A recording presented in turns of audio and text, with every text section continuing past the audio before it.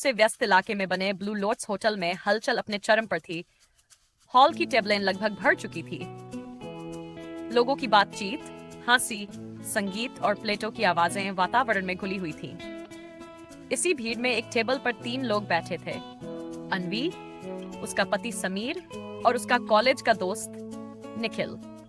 अन्वी की आंखें चमक रही थी, होंठों पर हल्की सी शराबी मुस्कान और चेहरे पर वैसा ही उत्साह जैसा कॉलेज के दिनों में हुआ करता था। निखिल से मिलना उसके लिए हमेशा एक ताजगी भरा अनुभव होता था। चल एक सेल्फी हो जाए। अन्वी ने अचानक निखिल के गले में हाथ डाला। दोनों के गाल एक दूसरे को छूने लगे और उसने मोबाइल से तस्वीर ले ली। क्या पागलपन है यार, निखिल खिलखिला उठा। अन्वी ने भी तेज हंसी में उसका साथ दिया। उनकी हंसी होटल के बाकी मेहमानों के कानों तक पहुंच चुकी थी। कई निगाहें उनकी ओर घूमी, कुछ हैरानी से, कुछ नाराजगी से। समीर चुप था। उसने मुस्कुराने की कोशिश की, एक औपचारिक मुस्कान जो केवल होठों तक सीमित थी, दिल तक नहीं। अन्वी ने खाना मंगवाया और जैसे ही खाना आया, वह निखिल को अपने हाथ से निवाला खिलाने लगी। ओह, ये तो वही कॉलेज वाली अन्वी है, निखिल हंसते हुए बोला। समीर ने चुपचाप एक कौर मुंह में डाला, कुछ भी नहीं कहा। गुजरे दिन। समीर और अन्वी की शादी को 8 साल हो चुके थे। उनका रिश्ता शुरुआत में गर्मजोशी से भरा हुआ था। समीर शांत, संयमित और समझदार था, जबकि अन्वी तेज, उत्साही और जिंदा दिल। शुरुआत में उनकी विपरीतताएं आकर्षण बनी, मगर वक्त के साथ वही चीजें अब टकराव बनने लगी थी। अन्वी को दोस्तों के साथ घूमना, हंसी मजाक करना, जीवन को खुलकर जीना पसंद था। समीर को ये सब सीमाओं के पार लगता था। शादी के बाद भी अन्वी ने अपने कॉलेज के दोस्तों से रिश्ता बनाए रखा। निखिल उन्हीं में से एक था, पुराना सख्त, घनिष्ठ और अन्वी की हंसी का सबसे बड़ा कारण। समीर जानता था कि निखिल सिर्फ दोस्त है। उसने कभी मना नहीं किया, कभी शक नहीं जताया, मगर अन्वी के बढ़ते खुलेपन ने उसे अंदर से तोड़ा। होटल में बैठा समीर बीते 8 सालों की परछाइयों में खोया था। उसने कभी किसी बात का विरोध नहीं किया, न पार्टी का, न दोस्ती का, न हंसी का। लेकिन आज जब उसने देखा कि उसकी पत्नी किसी और के गले में बाहें डाल रही है, किसी और को अपने हाथ से खिला रही है, तो उसके मौन में भी एक दर्द, एक पीड़ा थी जो साफ नजर आ रही थी। अन्वी की नजरें उससे मिली। उसके चेहरे की बनावट समझ में आ रही थी। हंसी के पीछे छुपी नाराजगी, आंखों में छिपा आक्रोश, होंठों पर ठहरी चुप्पी। तुम ठीक हो? अन्वी ने धीमे से पूछा। समीर ने हंसते हुए सिर हिलाया। हाँ बिल्कुल। पर उसकी आंखों ने कुछ और कहा।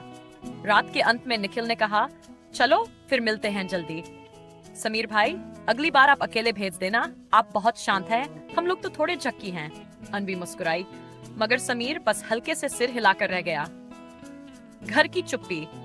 रात को घर लौटते वक्त कार में खामोशी थी, न संगीत न बातचीत, बस इंजन की धीमी आवाज। अन्वी ने कुछ देर बाद पूछा, तुम चुप क्यों हो? समीर ने गाड़ी चलाते हुए जवाब दिया, बस थक गया हूँ शायद। अन्वी ने एक गहरी सांस ली। घर पहुंचे, कपड़े बदले, मगर न कोई बात हुई, न कोई तकरार। रात को सोते वक्त अन्वी ने समीर का हाथ पकड़ा और कहा, तुम्हारा मौन मुझे डराने लगा है समीर। समीर ने आंखें बंद किए हुए कहा, मैं तुम्हें रोकना नहीं चाहता, बांधना नहीं चाहता, पर कहीं न कहीं तुम्हारा हाथ किसी और कंधे पर देखना मुझे अकेला कर देता है। अन्वी की आंखें नम हो गई। तो कुछ कहा क्यों नहीं कभी? क्योंकि तुम खुश रहती हो और मैं बस तुम्हारी खुशी देखता हूँ। पर तुम्हारी खुशी कहाँ है समीर? समीर चुप हो गया।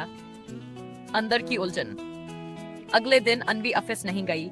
उसने सारी मुलाकातों, मैसेजेस, प्लान्स को कैंसिल कर दिया। उसे खुद से सवाल करने थे, क्या वह वाकई सिर्फ आजाद थी, या खुद के आत्म मूल्य को न पहचान पाने वाली इंसान बन चुकी थी? वो निखिल को पसंद करती थी, पर सिर्फ दोस्ती के रूप में। लेकिन क्या उसका व्यवहार सिर्फ दोस्ती तक सीमित था? क्या वह समीर की भावनाओं को अनदेखा कर रही थी? शाम को उसने निखिल को फोन किया। निखिल, आज मैं तुमसे कुछ बात करना चाहती हूँ। बोल यार। शायद अब हमें कुछ सीमाएं तय करनी चाहिए। मैं अब भी तेरी दोस्त हूँ, हमेशा रहूंगी, मगर मुझे अब समीर के मौन को सुनना है। वो चुप है, मगर सब समझता है। निखिल कुछ पल चुप रहा, फिर बोला, तू बदल रही है, और अच्छा बदल रही है। रिश्तों की पुनर्परिभाषा। समय बीतता गया। अन्वी ने अपनी दोस्तियों में संतुलन बनाना सीख लिया। वह अब भी खुलकर हंसती थी, मगर उसकी हंसी में अब समीर भी शामिल था। उसने समीर को साथ लेकर मूवी देखना शुरू किया, साथ में टहलना, बातें करना। एक शाम समीर ने पूछा, तुम अब पहले जैसी नहीं रही?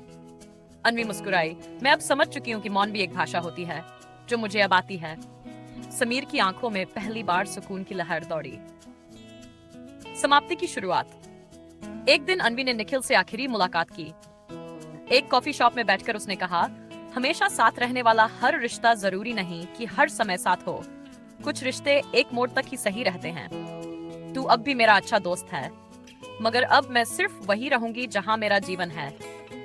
निखिल ने उसका हाथ थामते हुए कहा, तू उस समीर की हकदार है और वो तेरे। मैं खुश हूं कि तू समझ गई। अब समीर और अन्वी की जिंदगी में न खामोशी बोझ बनती थी और न हंसी सवाल। मौन अब संवाद बन चुका था। समाप्त।